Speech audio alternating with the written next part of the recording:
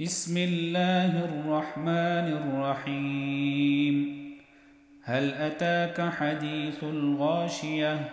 وجوه يومئذ خاشعة عاملة ناصبة تصلى نارا حامية تسقى من عين آنية ليس لهم طعام إلا من ضريع لا يسمن ولا يغني من جوع.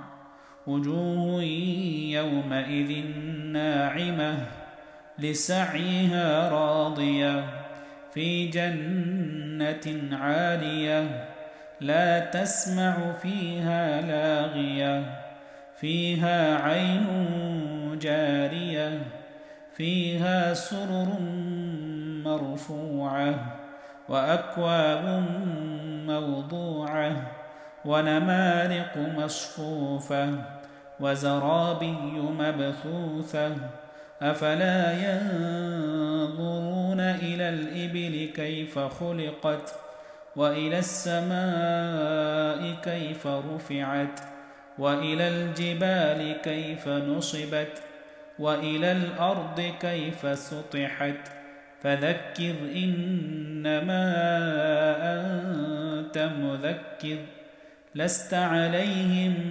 بمسيطر إلا من تولى وكفر فيعذبه الله العذاب الأكبر إن إلينا إيابهم ثم إن علينا حسابهم.